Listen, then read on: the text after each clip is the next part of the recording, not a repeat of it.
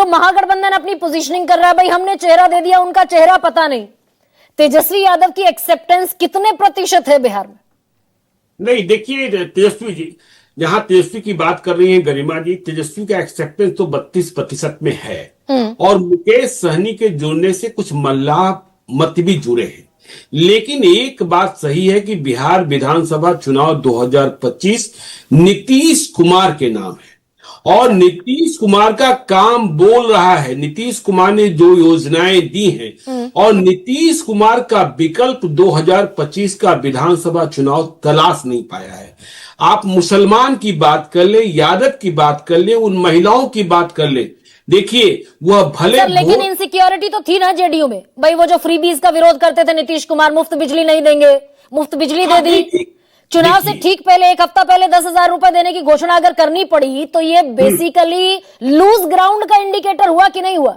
नहीं, इंडिकेटर हुआ, लेकिन चुनाव की समय की जरूरत है। आप भी समझती हैं। देखिए आज आरजेडी वाले विरोध कर रहे हैं कि भाई आदर्श आचार संहिता लग गया और उसके बाद खाते में पैसे भेज रहे हैं। क्या यह विरोध आरजेडी वालों ने और कांग्रेस वालों ने झारखंड में किया था जब चुनाव के एक दिन पहले महिलाओं के खाते में पैसे भेजे गए थे? नहीं, मेरे साथ ओपी रावत बैठे हुए थे सर, ज्ञानेश्वर जी, और सीसी फॉर्मर सीसी ने कहा कि भाई ये गैर वाजिब है, गैर वाजिब है ये। हाँ, नहीं तो गरिमा जी ये गलत है। आप इस तरीके से एक हफ्ता पहले आपने स्कीम शुरू कर दी और आपने कह दिया कि ये तो ऑलरेडी अनाउंस थी और चुनाव आयोग आंखें मूंद कर बैठा हुआ है। लेवल प्लेइंग फील्ड कहां हुआ ये? तो देखिए झारखंड में भी आंखें मूंद कर बैठा हुआ था, बिहार में भी आंखें मूंद कर बैठा हुआ है, बिहार में भी आंखें मूंद कर बैठा हुआ है। तो देखिए बिहार का चुनाव नीतीश कुमार के नाम है। और देखिए जेडीयू की बढ़त साफ साफ दिखाई पड़ रही। मैं जो कह रहा था कि मुसलमानों में, यादवों में भी जो महिलाएं हैं वह भले वोट न करें नीतीश कुमार को, लेकिन कह रही है काम तो ठीक है कैले बारन। मतलब नीतीश कुमार ने काम ठीक किया है। और दूसरी बात देखिए, तेजस्वी यादव में कोई शिकायत नहीं है, तेजस्वी यादव में कोई अवगुण नहीं है, लेकिन लालू यादव का बैगेज इतना बड़ा है। देखिए जिस बात की शुरुआत आपने की थी जंगल राज और महाजंगल राज, हमने कहा मुकामा की घटना से बिहार को महाजंगल राज मत घोषित कर दीजिए। गरिमा जी अभी आप पटना आई थी, आपने कॉन्क्लेव किया, इतना शानदार कॉन्क्लेव किया और सम्राट चौधरी आपके सवाल से पानी पानी हो गए थे, इसमें भी कहीं कोई शक नहीं है। लेकिन आप याद कीजिए कि बिहार वैसा था कि शाम 6 बजे के बाद आप पटना से हाजीपुर नहीं जा सकते थे, 7 बजे नहीं जा सकते थे। लेकिन आज वैसा बिहार नहीं है। तो आप ये कह रहे हैं सर, आप ये कह रहे हैं कि मुद्दा घूम फिर कर जंगल राज है, ना नौकरी का मुद्दा है, ना महिलाओं का मुद्दा है। भाई नौकरी नहीं है ना, गरीब राज्य है ना बिहार, पर कैपिटा इनकम सबसे कम है ना, इंडस्ट्री नहीं है ना, रोजगार नहीं है, पलायन नहीं है। आप ये कह रहे हैं सारे मुद्दे जीरो हैं। सबसे प्रायोरिटी है सुरक्षा, सबसे प्रायोरिटी। मैंने क्या कहा, विकल्प नहीं मिला है, भरोसा नहीं पैदा हो रहा है कि भाई अब देखिए कितने रील्स बन रहे हैं, भैया के सरकार आई तो का हुई। यह सब जो रील्स बन रहे हैं ना, यह संभावनाओं को खारिज करता है और भय पैदा करता है। मतलब तेजस्वी से जोड़कर देख, अभी भी तेजस्वी को लालू से जोड़कर देख रहे हैं लोग। हाँ देखिए रहे, इसमें कहां सके, इसमें कहां सके। और लोगों के लिए ये सवाल ही नहीं है कि नौकरी मिलेगी कि नहीं, हम गरीबी से ऊपर उठेंगे कि नहीं, रोजगार मिलेगा कि नहीं। भाई देश के गृह मंत्री अमित शाह कहते हैं कि वहां जमीन नहीं है, नहीं दे सकते, और घोषणा पत्र में लिखेंगे कि हर जिले में हम औद्योगिक पार्क लगाएंगे। नहीं, जमीन तो कॉन्ट्राडिक्टरी हुआ ना। जमीन तो देखिए, वह बात तो देखिए आप बिल्कुल सही कह रही हैं कि नवोदय विद्यालय और केंद्रीय विद्यालय के लिए जमीन नहीं दे रहे थे। और आप याद कीजिए ना कि नरेंद्र मोदी ने कैसे नीतीश कुमार को झटका दिया था, जब नीतीश कुमार ने कहा था कि पटना यूनिवर्सिटी को कम से कम सेंट्रल यूनिवर्सिटी तो बना दीजिए। और चुनाव के समय क्या वायदे होते हैं, तेजस्वी यादव ने भी जो वायदा किया है कि भाई हम हर परिवार के एक व्यक्ति को सरकारी नौकरी दे देंगे। क्या यह संभव है गरिमा जी? आप भी इतनी विवेकशील हैं, सब कुछ समझती हैं, क्या यह संभव है? सर मुझे दरअसल दोनों पार्टियों का गणित बता दीजिए बस चलते चलते, क्योंकि मेरे जहन में तो बेरोजगारी मुद्दा होना चाहिए, पलायन मुद्दा होना चाहिए, इंडस्ट्री मुद्दा होना चाहिए, गरीबी मुद्दा होना चाहिए। पर ठीक है, सिक्योरिटी एक अपना फैक्टर है। JDU, are you agreed with the point of Kanhaiya Bhelari? JDU single largest party, नहीं, हो सकती है। और चलते चलते आपको यह भी बता दें कि देखिए, बिहार का मुद्दा तो प्रशांत किशोर जो उठा रहे थे वह होना चाहिए था। लेकिन चुनाव आते आते प्रशांत किशोर के मुद्दे कहां गौन हो गए और प्रशांत किशोर कहां पीछे चले गए। लेकिन फिर भी आपको हम चलते चलते कह दें, 32 ऐसी सीटें हैं जहां प्रशांत किशोर के उम्मीदवार एनडीए के उम्मीदवार को परेशान किए हुए हैं, और 27 ऐसी सीटें हैं जहां प्रशांत किशोर के उम्मीदवार महागठबंधन को परेशान किए हुए हैं। और आखिरी वाक्य फिर से दोहरा रहा हूं, बिहार का चुनाव नीतीश कुमार के नाम है। तो जेडीयू 43 से आगे बढ़ती दिखेगी? बिल्कुल बिल्कुल, इसमें कहीं कोई इफ बट नहीं है। और इसमें 10,000 रुपए एक बड़े फैक्टर के तौर पर कंसीडर किए जाएंगे? निश्चित तौर पर, निश्चित 10,000 ही ना सर? नहीं, 10,000 है, वृद्धावस्था पेंशन है, मतलब कुल मिलाकर फ्री बीज ना? हाँ बिल्कुल, इसमें कुल मिलाकर फ्री बीज। तो फिर तो वो पीछे छूट गया काम। अब कन्हैया बेलारी वो कह रहे हैं जेडीयू आगे बढ़ेगी। अब जेडीयू अगर आगे बढ़ेगी, कितना आगे बढ़ेगी जनता दल यूनाइटेड? अपने दम पर सरकार तो 101 सीट पर लड़ रही है जनता दल यूनाइटेड। देखिए, सीएम बनेंगे नीतीश, हाँ। चाहे ई बनाए चाहे ऊ बनाए, सीएम बनेंगे नीतीश, चाहे ये बनाए चाहे वो बनाए। ये आप दिमाग में रख लीजिए, कन्हैया बेलारी का वर्ड आज लिख लीजिए। प्रधानमंत्री नरेंद्र मोदी 23 अक्टूबर 2020 को सासाराम के मैदान में बोले थे कि हमारी सरकार बनेगी तो नीतीश कुमार बनेंगे चीफ मिनिस्टर। 20 अक्टूबर 2020 को अमित शाह बोले थे नीतीश कुमार बनेगा चीफ मिनिस्टर। इस बार क्या हो गया? इस बार विधायक चुनेंगे।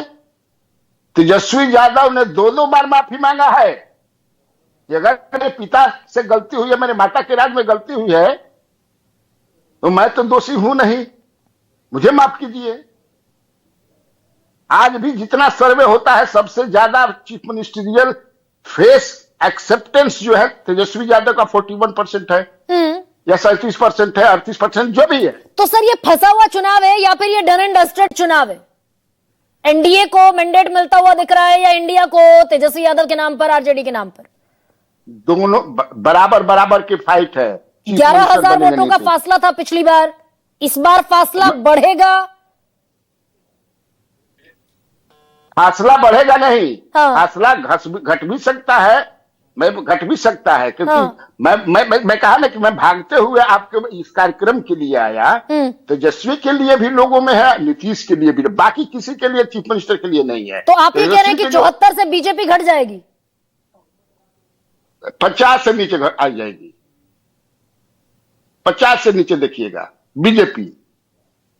तो प्रोफेसर संजय, ये पूरा गणित किसकी सरकार बनाता हुआ दिखाई दे रहा है? देखिए, ये तो थोड़ा सा रिजल्ट के बाद हम लोग और बेहतर तरीके से चीजों को बता पाएंगे, लेकिन ओरिएंटेशन दिख रहा है कि नीतीश कुमार की स्वीकारिता अभी भी बनी हुई है 2020 में, डिस्पाइट ऑफ ऑल क्वेश्चंस। बिल्कुल, इसलिए कि मैं बता रहा हूं, 2-3 घटनाओं को कोरिलेट मैं कर दे रहा हूं जिससे तस्वीर बदली है बिहार की। अभी बता रहे थे बेलारी जी वो टेकारी की घटना, कैंडिडेट गांव में जाता है और पत्थरबाजी शुरू हो जाती है। आज मनोज तिवारी थे डुमरांव में, वहां पत्थरबाजी शुरू हो जाती है। मोकामा की घटना भी पत्थरबाजी से ही शुरू होती है। ठीक है, वो उनके रिबकेज की हड्डी जब टूट जाएगी तो स्वाभाविक है कि लंग्स और हार्ट का भाल्व तो बाहर आ ही जाएगा। तो वो मैं मान रहा हूं कि, लेकिन एक सुरक्षा बिहार के लोगों के लिए बड़ा सवाल है। और आप देखे होंगे कि हर डिस्कोर्स में नीतीश कुमार भी उस कालखंड की चर्चा वो कर देते हैं कि भाई आप क्या चाहते हैं। ठीक है, नीतीश कुमार भी एक कालखंड के बाद सुरक्षा इनके लिए मतलब तेजस्वी यादव अपने आप को लालू के अम्ब्रेला से जो बाहर खड़ा करने की कोशिश करते रहे हैं पूरे चुनाव भर की, अगर मेरी परछाई भी गलत काम करेगी तो सजा होगी, उसका इंपैक्ट है या उसका इंपैक्ट नहीं है? नहीं, उसका इंपैक्ट नहीं दिखता है। तेजस्वी जी तो पहले भी उन्होंने कहा था, वो ठीक बोल रहे हैं कि उन्होंने कहा कि भाई उस कालखंड में जो गलतियां हुई उसको आप किनारे कीजिए, और अब तो कह रहे हैं कि छोड़ दीजिए अपराध। लेकिन अभी जो ज्ञानेश्वर जी बोल रहे थे वो बड़ी अच्छी बात उन्होंने बोली कि जरा उस रील को तो चला दीजिए जो रील शुरू हो गया कि जब ये मेरी सरकार आएगी तो फिर क्या क्या होगा। वो रील कौन बनाने वाले लोग हैं भाई? अच्छा, 1 सेकंड, कन्हैया बेलारी कुछ कह रहे हैं सर, कंक्लूडिंग रिमार्क दे दीजिए छोटा सा अजय कुमार से। वाइंड जब नीतीश कुमार और लालू प्रसाद यादव मिले थे तो नीतीश कुमार क्या कहते थे? अरे हम लोग साथ आ गए ना, ऊपर वाला फंसाएगा इनको। ऊपर वाला यही काम करता है। हाँ। जो अभी ऊपर में वो फंसाता है। जब भी हम इनके साथ आएंगे फंसाएंगे। ललन बाबू कहते थे नीतीश लालू प्रसाद यादव गरीबों के, कितना रील ये भी चल रहा होगा अभी, गरीबों के मसीहा लालू प्रसाद यादव। 17 में जब हमारे साथ आए तो इन लोग निकाल के एक से एक केस निकाल करके लालू को, तेजस्वी को फंसाना ये लोग शुरू करेगा। ये लालू, ये ललन बाबू का रील है, अभी भी चल रहा सर। होगा। ललन सिंह का भी है, रिकॉर्डेड है, बाकायदा ऑन रिकॉर्ड है। फिर नीतीश जी का भी है। लेकिन अजय कुमार गठबंधन, महागठबंधन या फिर एनडीए, किस पर बेट लगाएंगे आज आप? बहुत छोटा सा जवाब दे दीजिए। नहीं, मेरे ख्याल से एनडीए बेटर प्लेस्ड है, इसमें कोई दो राय नहीं है। आज की जो परिस्थिति है बिहार में, उसमें अरिथमेटिक के लेवल पे भी और सोशल इंजीनियरिंग के लेवल पे भी अगर आप देखिएगा तो एनडीए का प्लेसमेंट जो है वो बेटर है, और जो परिस्थितियां बन रही है वो भी उसके लिए फेवरेबल है। संजय सिंह, बहुत छोटा सा जवाब दे दीजिए, किस गठबंधन के हक में जाता हुआ चुनाव दिखाई दे रहा है? बहुत छोटा सा। देखिए, कॉन्टेस्ट तो मेरे हिसाब से बहुत ही, it is very tough contest, बहुत माने तगड़ा कॉन्टेस्ट है। लेकिन अभी जो बता रहे हैं कि एज एनडीए का ही दिखाई दे रहा है। अब सहमति इस पर सबकी है, सिर्फ एक डिसएग्रीमेंट कन्हैया बेलारी का है कि मुख्यमंत्री बनेंगे नीतीश। कौन बनाएगा, यहीं पर पेच सबसे बड़ा फंसा हुआ है। इधर जाते हुए दिखाई देंगे, और ये हो सकता है क्या भाई, अगर जनता दल यूनाइटेड सबसे बड़ी पार्टी बनती हुई दिखाई दी तो यकीनन बीजेपी और आरजेडी की सीटें घटेंगी, और तो इधर या फिर उधर। चुनाव टाइट है और 2 दिन, सिर्फ 2 दिन का वक्त है अभी चुनाव प्रचार में। आगे आगे देखिए होता है क्या, सबसे बड़ा सवाल में इतना है।